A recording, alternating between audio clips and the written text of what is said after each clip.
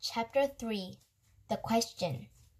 The first day of school was always Get Acquainted Day. Books were passed out, and there was a lot of chatter. Everyone asked, "What did you do over the summer?" Periods 1, 2 through 6 went by very smoothly for Nick. But then came period 7. Mrs. Granger's class was all business. The first thing they did was take a vocabulary test to see how many of the 35 words for the week the kids already know. Tremble, circular, orchestra. The list went on and on. Nick knew most of them. Then there was a handout about class progress. After that, there was a review paper about cursive writing, and then there was a sample sheet showing how the heading should look in every assignment. No letter for 37 minutes straight.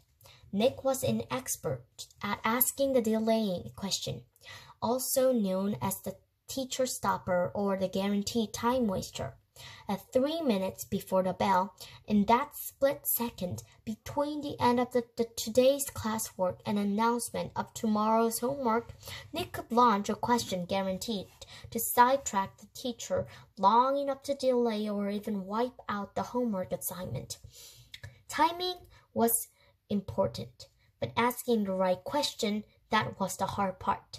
Questions about stuff in the news, questions about the college the teacher went to, questions about the teacher's favorite book or sport or hobby. Nick knew all the tricks, and he had been very successful in the past.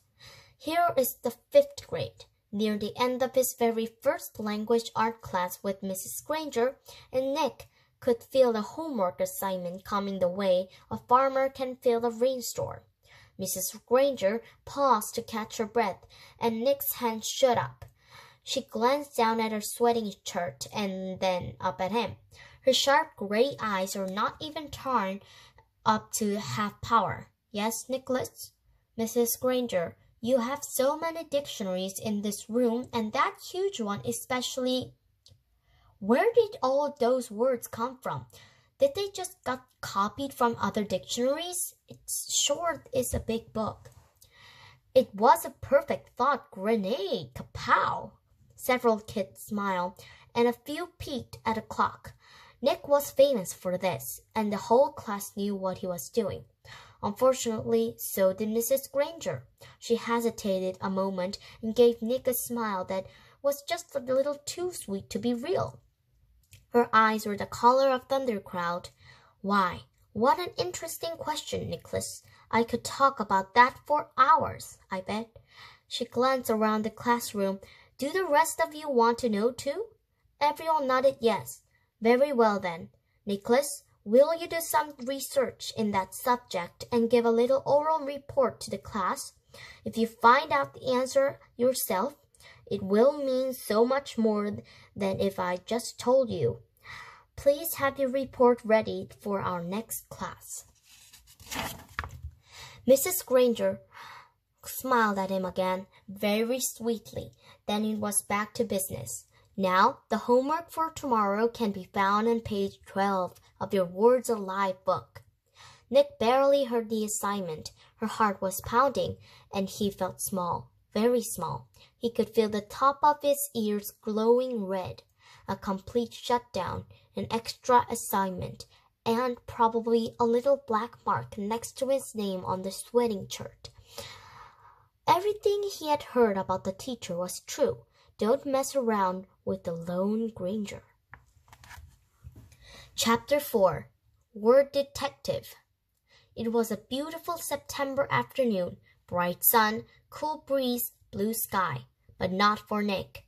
Nick had to do a little report for the next day, plus copy out all the definitions for 35 words for Mrs. Granger. This was not the very way school was supposed to work, not for Nick. There was a rule in Nick's house, homework first, and that meant right after school. Nick had heard his older brother James groan and grumble about this rule for years, right up until he graduated from high school 2 years ago.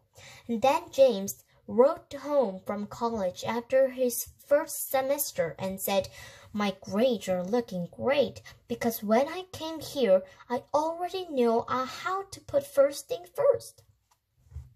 That letter was the proof Nick's mom and dad had been looking for.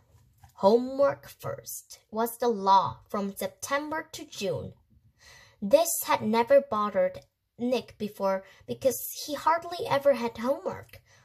Oh, sure, he looked over his spelling words in Thursday nights, and there had been a few short book reports in fourth grade.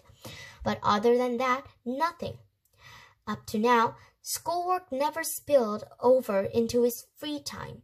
Thanks to Mrs. Granger, those days were gone.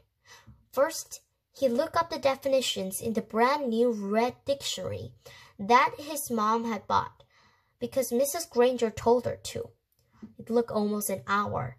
He could hear the baseball game in John's yard down the street, yelling and shouting, and every few minutes the sharp crack of the bat connecting with the pitch. But he had a work report to do for Mrs. Granger. Nick looked at the very front of the dictionary. There was an introduction for the book called Words and Their Origins. Perfect. Dick thought it was just what he'd need to do his report. It would all be over in a few minutes. Nick could already feel the sun and the breeze in his face as he ran outside to play. Homework all done. Then he read the first sentence from the introduction. Without question, this modern American dictionary is one of the most surprisingly complex and profound documents ever to be created, for it embodies unparalleled etymological detail, reflecting not only superb lexicographic scholarship, but also the dreams and speech and imaginative talents of millions of people over thousands of years. For every person who had ever spoken or written in English has a hand in its making. What? Nick scratched in his head and read it again, and then again, not much better. It was sort of like trying to read the ingredients on a shampoo bottle. He slammed the dictionary shut and walked downstairs. Nick's family did a lot of reading, so bookshelves covered 3 of the 4 walls in the family room. There were 2 sets of encyclopedias. The black set was for grown-ups, and the red set was for kids. Nick pulled out the D volume from the red set and looked up the dictionary. There were 3 full pages with headings like Early Dictionaries, Word Detective, and Dictionaries Today. Not very exciting. But he had to do it, so Nick just plopped down on the couch and read all of it. And when he was found with the kid's book, he opened up the black encyclopedia and read most of what it said about dictionaries too. He understood only about half of what he read. He leaned back on the couch and covered his eyes with his arm, trying to imagine herself giving a report in all this boring stuff. He'd be lucky to have 3 minutes worth, but because Nick was Nick, he suddenly had an idea and it brought a grin to his face. Nick decided that giving this report could actually be fun. He could make it into something special. After all, Mrs. Granger had asked for it. Chapter